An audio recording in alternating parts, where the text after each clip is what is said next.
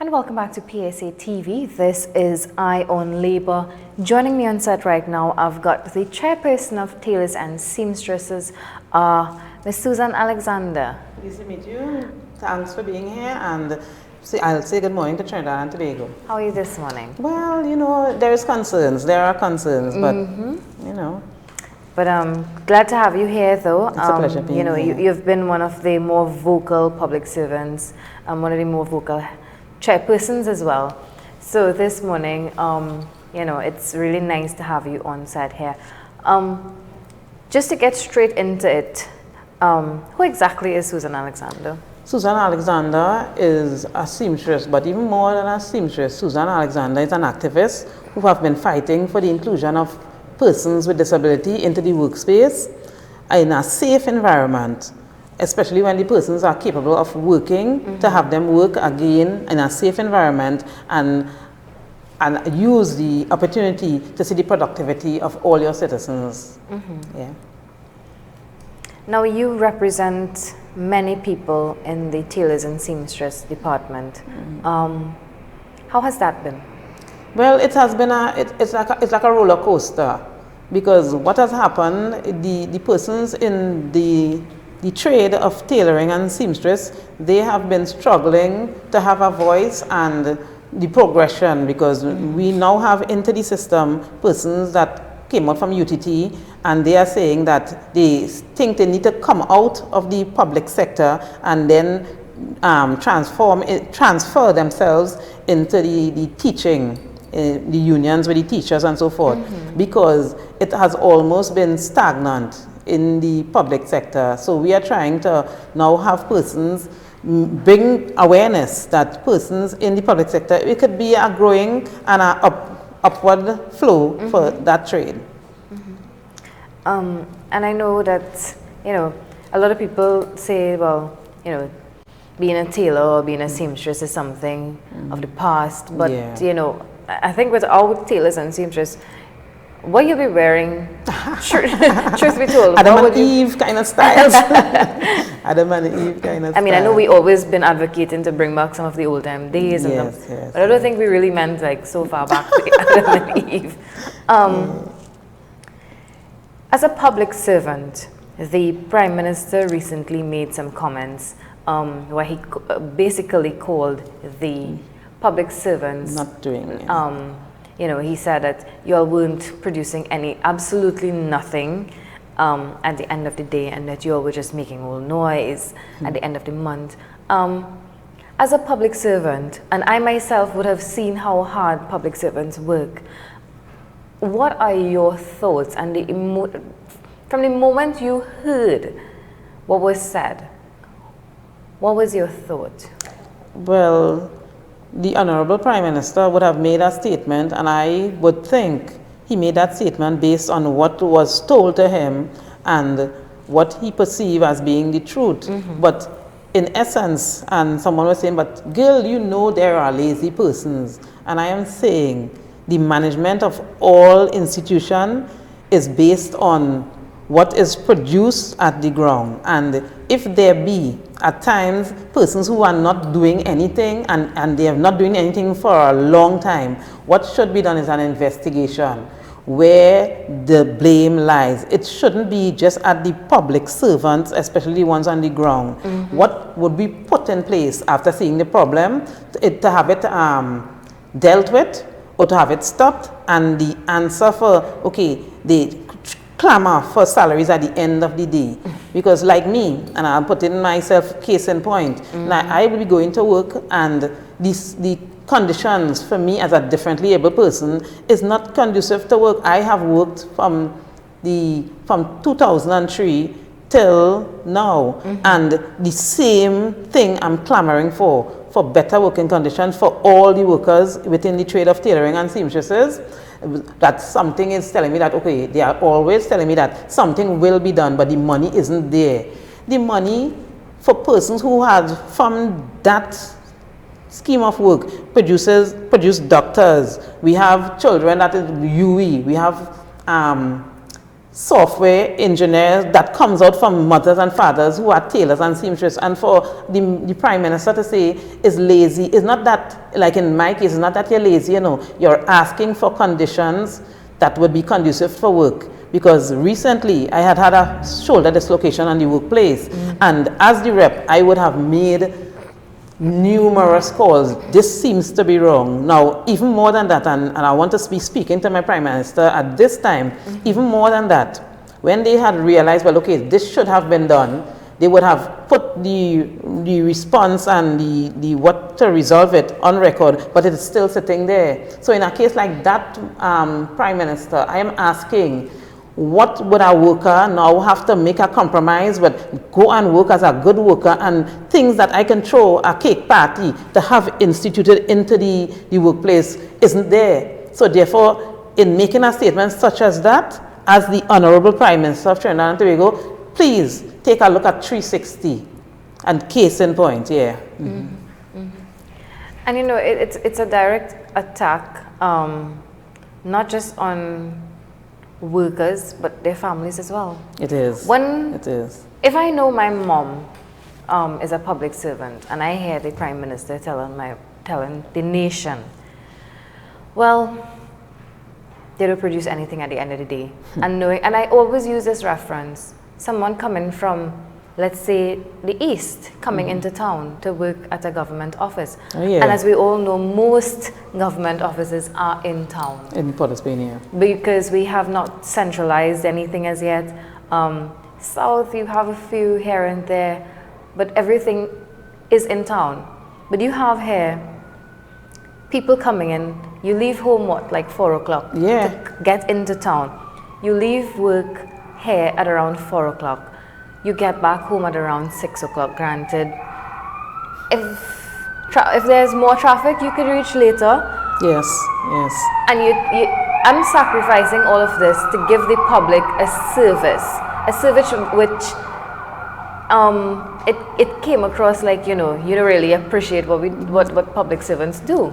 Often the time we are fed information, and it says something about all of us when we hear certain things. And as adults, you see, children now would take things because they absorb and say, well, mommy say, daddy say. But persons who are responsible when getting information and something is happening continuously, you need to make the investigation. And I would have felt better if the Prime Minister would have said, listen to me, I have seen, based on information here, that public servants isn't doing this, but I also have seen that if this is put in place, they must adhere to the rules and regulation of governance of the employer. But when you're not treating with it at all the levels, and you go at the ground level is the persons who are the most voters, and those who want to be in the power or in the corridor of power. Remember what you're saying, because we are looking at when you get information such as that, and you say, well, okay, decision has to be made. It's an easy decision to say, that we send them home. Because you, as a Prime Minister, the information in which you get, you need to come and bring the stakeholders together and say, listen to me, if you're not working, this is what would happen to you. But if you bring the information to us, and we will say, well, look at this here with facts before our Prime Minister, this thing could be resolved. It wouldn't be as bad as it is becoming. Yeah. But more importantly, though, the issue of commending workers. Yeah. It can't be so bad. Like, you just go out there in a public forum. It was a TTPS event, and you just blast public servants, and without hesitation, you did not even think, well, okay, let me at least commend them for something in which they've been doing. Yeah.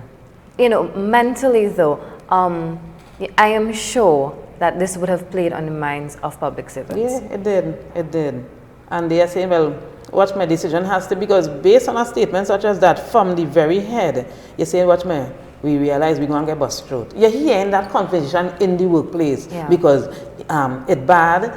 It's not we would have caused it, or some of the good managers, because there are some good management, and they'll say, well, look, I've gotten this nest of trouble. So therefore, there isn't a will to fix this mess, and therefore now we now are left with this, and decision has to be made that would trickle down from the top to the bottom. And the problem that we have is not a problem that to blame any one individual. If the powers that be in Parliament don't legislate and then have these legislation now implemented through policies and protocol, it would always be this. Who's to blame who? And as a protester, I've always done a lot of protesting trying to get the ears of those who I know can change things. So the blame game for me shouldn't be. So the question that persons would ask now, one of the things, and usually it's in a dream, that I've seen my Prime Minister asking is that, well, whose fault would it be? If I lose the next election, I wonder if it's the UNC fault because that or would the inaction of my ministers. Yeah, that would have passed and gone. And if the problem that I had in the section of the Tailors and the Seamstresses was even through the UNC time and the office of the Prime Minister, now we will be having an election. And those same problems could be presented to you as a Prime Minister. The problem is not the workers, it's something that isn't put in place in order to have the structured produce the way it ought to be producing for workers and the society as a whole.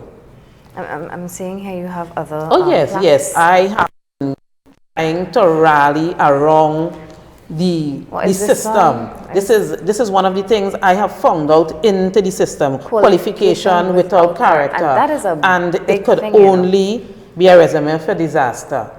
These are things that I would stand in front of the Parliament, stand in front of the Minister of Health, and it's almost like if life in itself is non-value for those who hold power. And I'm calling on the Prime Minister, the persons who has power, please, as much as you're looking for the qualification, I'm asking you to look for character.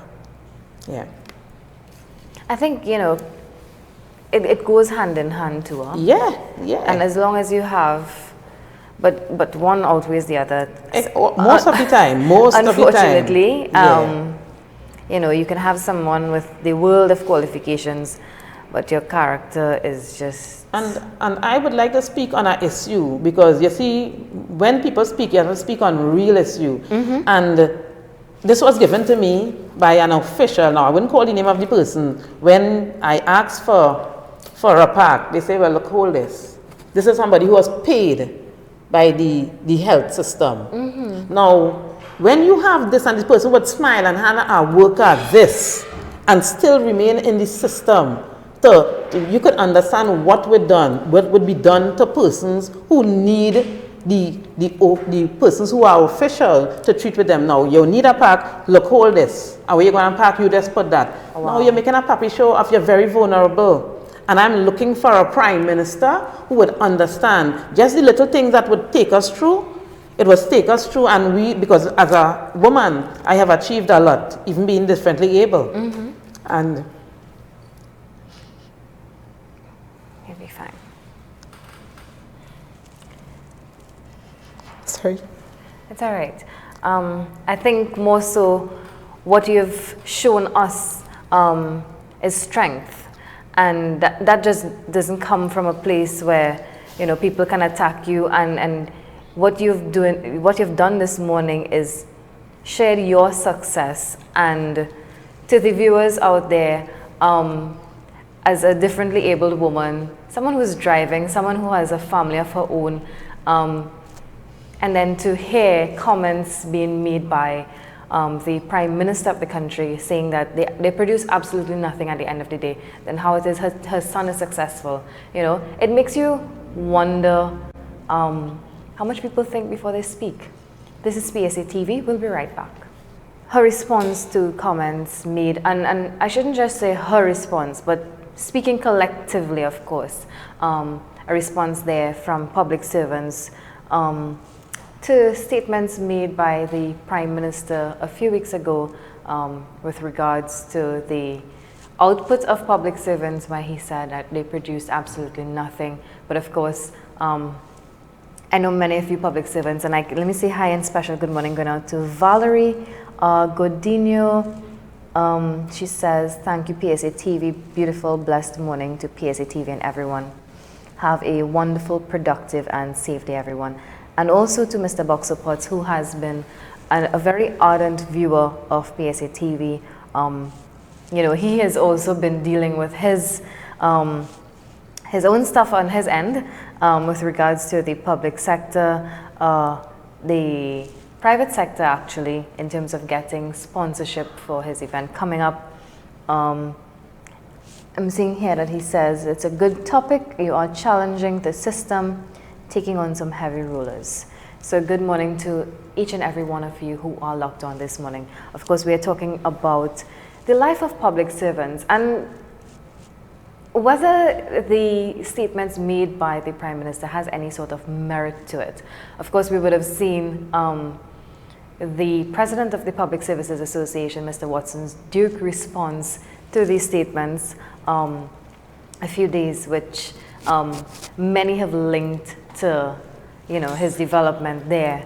But, you know, this is Trinidad and Tobago, and free speech is something, it's supposed to be a given right, freedom of expression, but in a democratic state where you have the selective use, or I should say misuse, of certain legislations or certain acts, it makes you wonder if you really have freedom of speech. Yes, and that's a concern because as we are passing through this time, we look at for our children and our grandchildren, and Trinidad sweetie auntie, we all have always known it that, okay, you say something, sometimes you check back and see what the person has said and see what the change that you could make as an individual.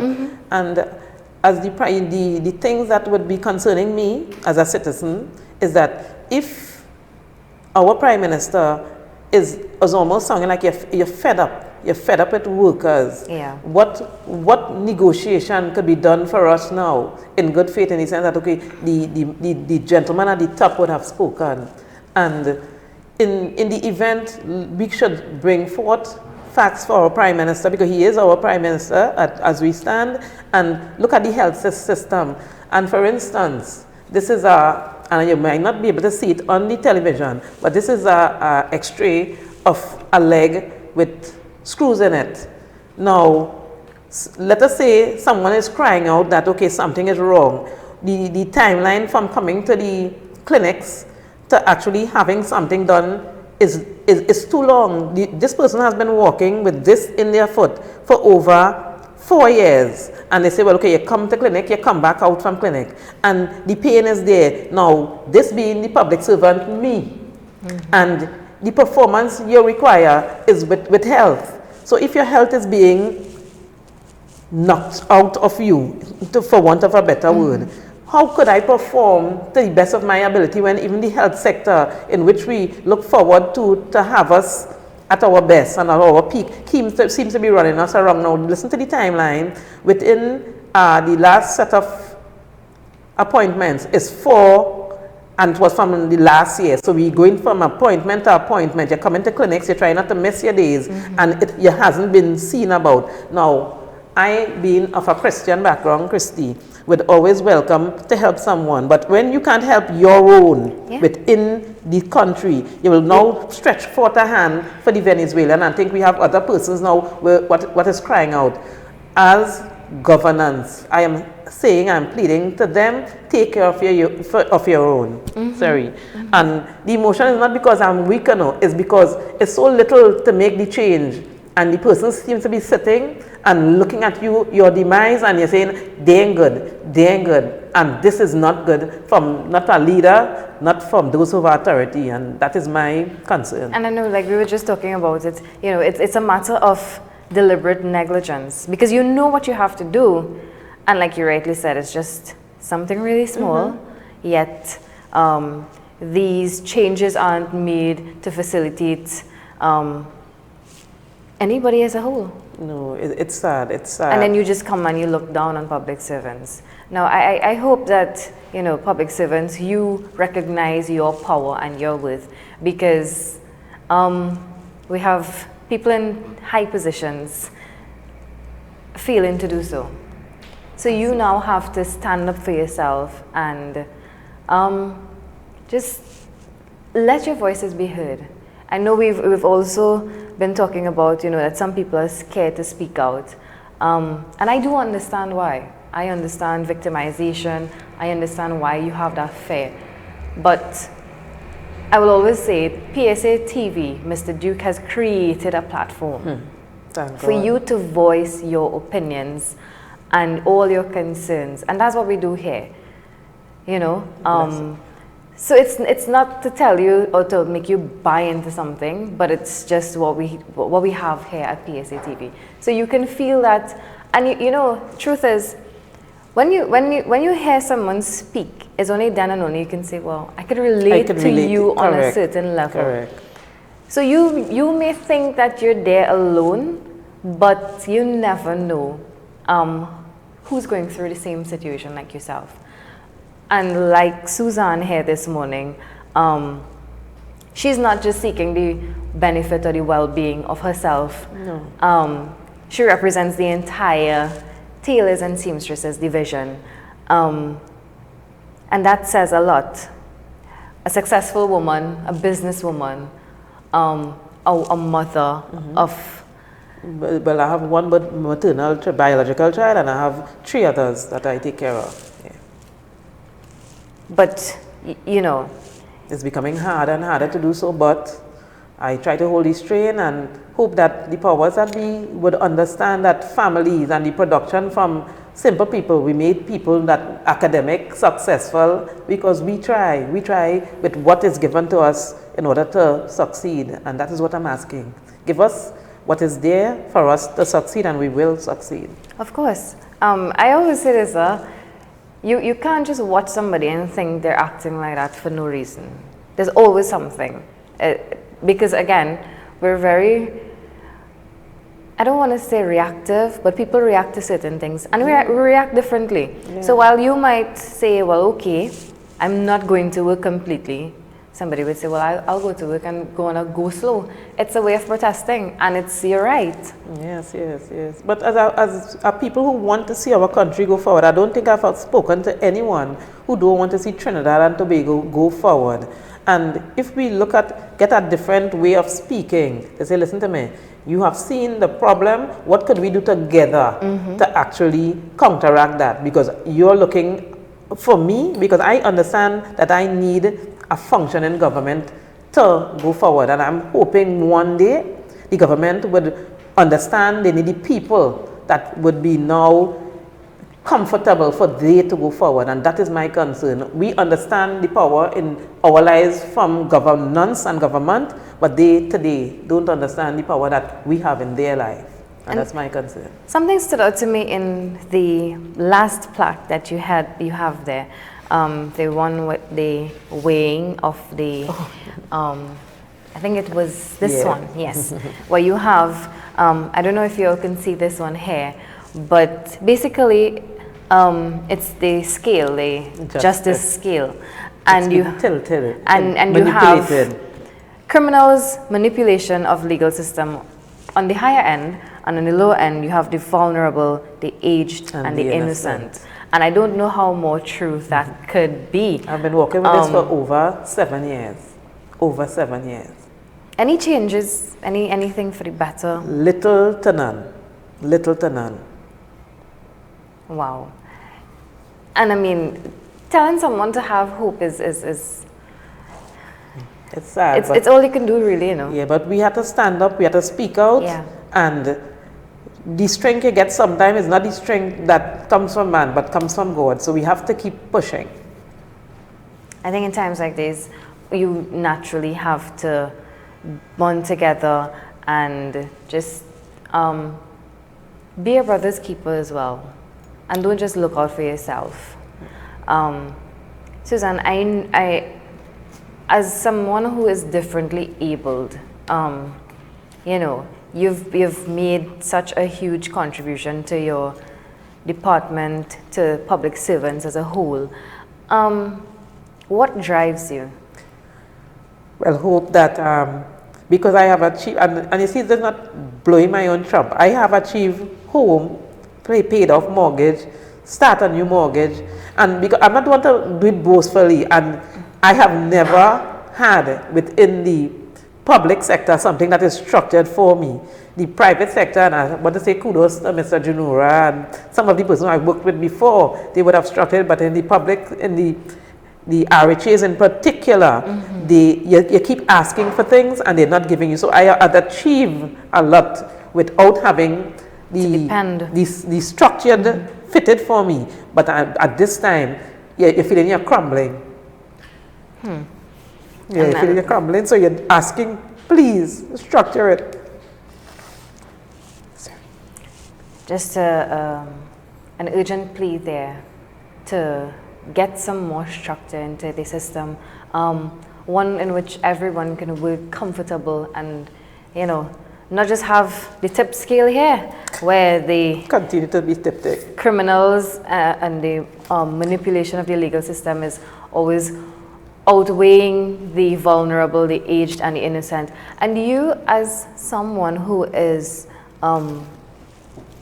differently abled, you know, how challenging is it to, in terms of moving around? Very. In fact, with the screws and the foot, if you bounce it, the pain you feel is excruciating. But I go on every day, and I'm asking that two things happen. That the health sector analyze what is happening with that particular leg, because the surgery was done in a health institution, and governance of the institution put things in place, because the instance is saying that we don't have money. Well, I could throw a party, a cake sale, I could sell juice. I'm willing to come on board with you in order to accommodate me. That is what I'm saying. Yeah. And I do hope that, you know, her calls and her pleas aren't falling on deaf ears this morning. I think it is. You know, time and time again, we've seen instances where citizens aren't just ready to meet the relative authorities halfway. They're going the extra mile. And this is just another example of someone who is basically extending all their services. The only thing that they want is for you to just accept and willingly say, well, okay, I'm going to allow you to do this. Because governance, when the time for governance to come in, they say they will take on board everyone. And continually, because I've told you, Christine, for the past 7 years, I've been lobbying for something. So you're having persons saying that they would come, bring everybody on board, and you have these vulnerable persons, labeled vulnerable, continue to be vulnerable. Something has to be wrong. I know, funny enough that you'd say that, a lot of times people don't recognize that the people in this category here are the people who actually produce, and they are the ones who make the country in a better place, in a more marketable place as well. When you look at criminals, it's the reason why we've had less foreign investment in our country. It's the reason why we've had tourism been something that has been, we've seen less flights come into Trinidad. So all in all, I think what government needs to do is take care of the vulnerable. And restructure the thinking. Restructure your thinking. And it starts with a mindset. You're absolutely right. It starts with a mindset.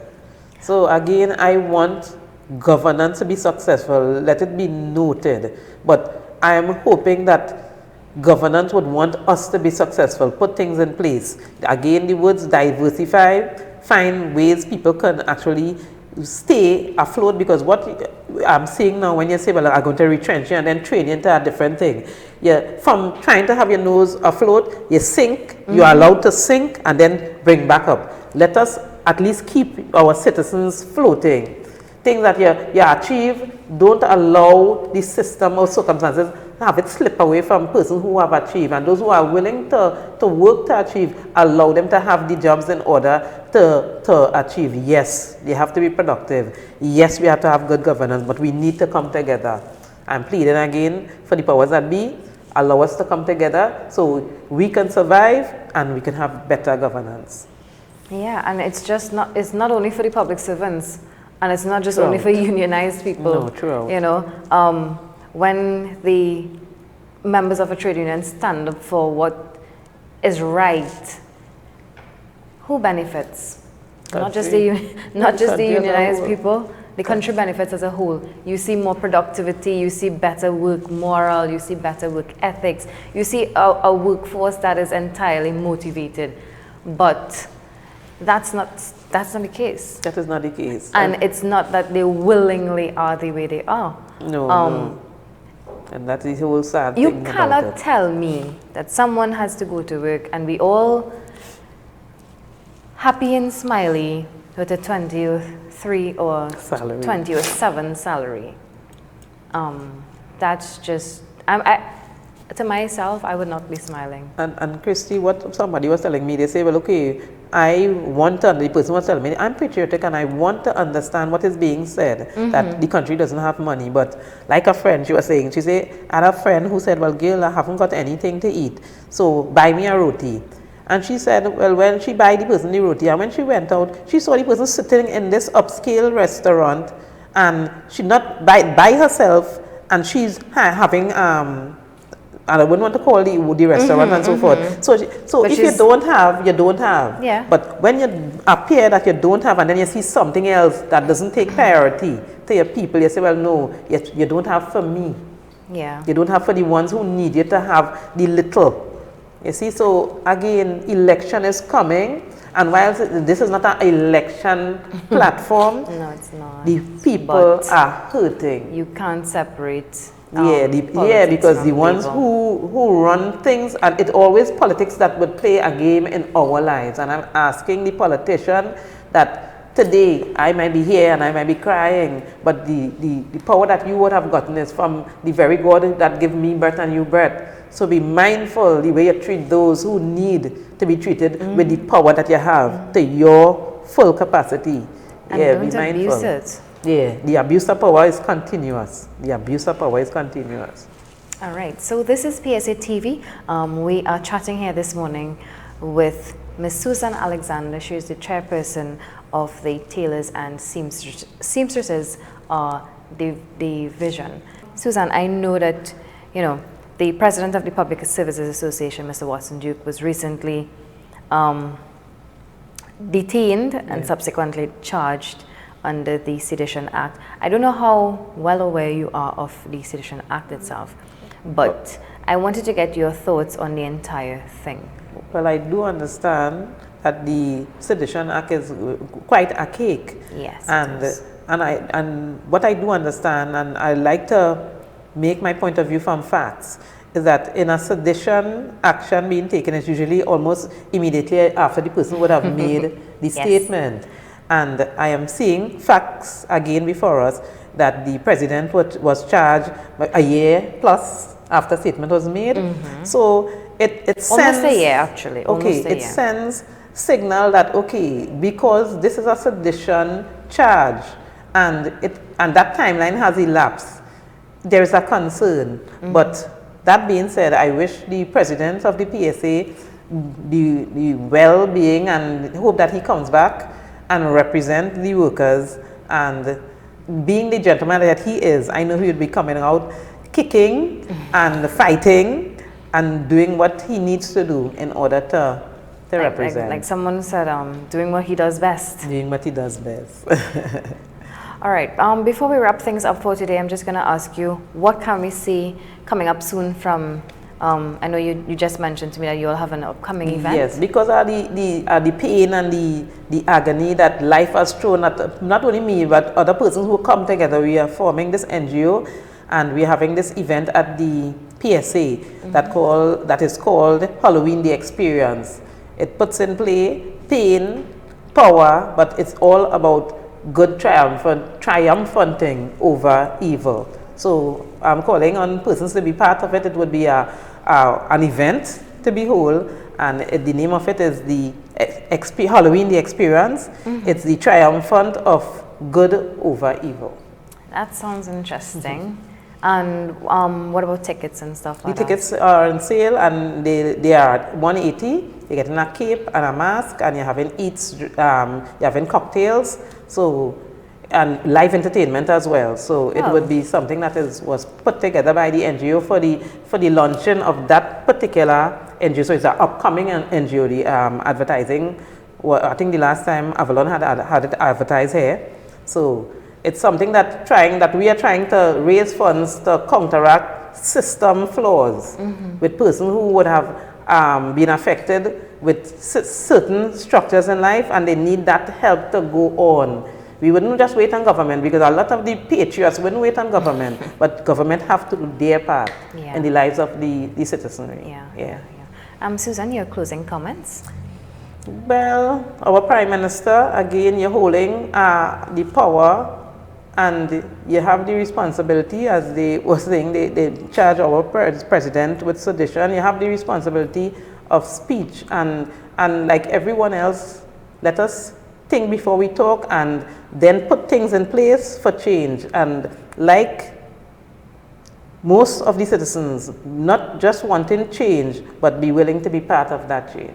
Yeah, it starts with us. What's the familiar quote? Be the change you want to see. Be the change that you want to see. Well said. Well said. All right. So thank you so much for coming on It's this a morning. pleasure. I know you've been, showing your emotions there, but again, it's something that we appreciate. It's like I just said, I don't view tears as something that is weakness. In fact, it takes someone courageous and someone strong to come here and speak about things that you have strong opinions on, and things that you stand up for. And continue to stand up and for. Continue. Yeah, and definitely we'll continue to fight stand up for. Yeah. All right, so it's on that note we've come to the end of today's show. I am your host, Christy Callising. On behalf of all of us here at PSA TV, here's wishing you a safe and blessed day.